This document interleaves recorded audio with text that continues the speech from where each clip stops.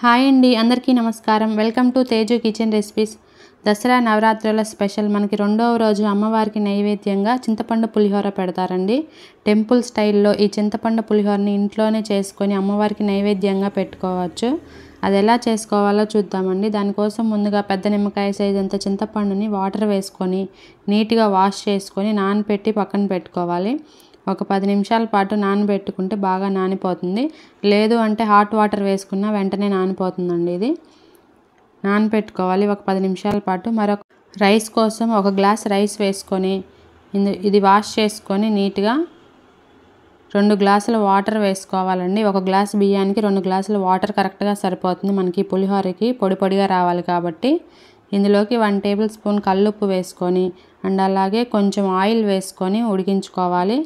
10 నిమిషాలు నానబెట్టుకున్న తర్వాత అన్నం వండుకోవాలండి. అప్పుడే మనకి పొడి పొడిగా వస్తుంది.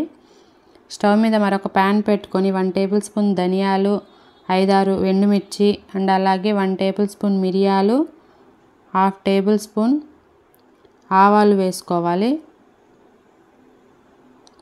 కొంచెం మెంతులు కూడా వేసుకొని వీటన్నిటిని బాగా ఫ్రై చేసుకోవాలి. ఫ్రై అయిన తర్వాత పూర్తిగా చల్లారనివ్వాలి. ఒక మిక్సీ జార్లోకి తీసుకొని మెత్తని పౌడర్ లాగా మిక్సీ వేసి పక్కన పెట్టుకోవాలి. నానబెట్టుకున్న చింతపండును కూడా మనకు రసం తీసి పక్కన పెట్టుకోవాలండి. చక్కగా మనకి గుజ్జు తీసి పెట్టుకోవాలి. ఆ పిప్పంతా తీసేసి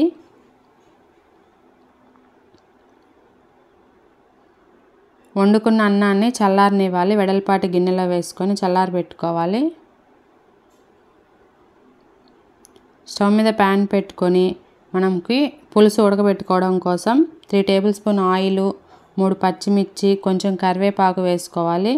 ఇవి ఫ్రై అయిన తర్వాత ఇందులోకి చింతపండు గుజ్జు కూడా వేసుకొని బాగా ఉడికించుకోవాలండి. ఇందులోకి 1/2 టేబుల్ స్పూన్ పసుపు, 1 టేబుల్ స్పూన్ సాల్ట్ వేసుకొని ఈ చింతపండు గుజ్జునంతా బాగా ఉడికించుకోవాలి. నూనె పైకి తేలేంత వరకు. పచ్చివాసన ఏమీ ఉండకూడదండి. అప్పుడే మనకు టేస్ట్ బాగుంటుంది పులిహోర. బాగా ఉడికించుకోవాలి గుజ్జుని దగ్గర పడేలాగా. ఉడికిన తర్వాత స్టవ్ ఆఫ్ చేసుకొని పక్కన పెట్టుకోవాలి.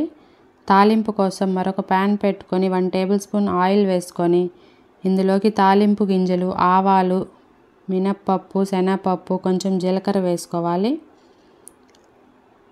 అండ్ అలాగే 2 టేబుల్ స్పూన్ల వేరుశనగ పప్పులు వేసుకొని ఫ్రై చేసుకోవాలి. ఈ పల్లీలు అనేది బాగా ఫ్రై అవ్వాలండి. అప్పుడే మనకు టేస్ట్ బాగుంటుంది. సిమ్లో పెట్టుకొని బాగా ఫ్రై చేసుకోవాలి. ఇందులోకి గుప్పెడు జీడిపప్పు పలుకులు కూడా వేసుకొని ఫ్రై చేసుకోవాలి.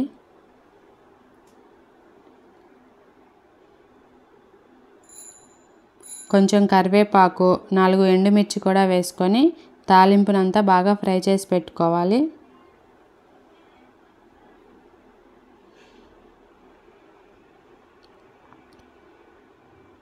చల్లారిన రైస్లోకి ఈ చింతపండు గుజ్జును వేసుకోవాలి.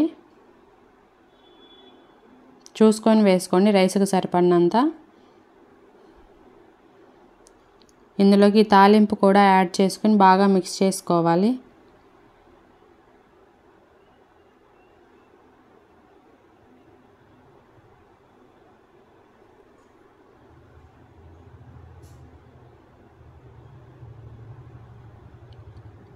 మనం ముందుగా ప్రిపేర్ చేసుకున్న మసాలా పౌడర్ కూడా కొంచెం వేసుకోండి. చూసుకొని టేస్ట్ సరిపడినంత. నేను అందులో 1.5 టేబుల్ స్పూన్ వేసుకొని మిక్స్ చేసుకున్నాను. బాగా అంతా కలిసేలాగా మిక్స్ చేసుకుంటే వేడి వేడిగా చింతపండు పులిహోర ready. Subscribe to my channel.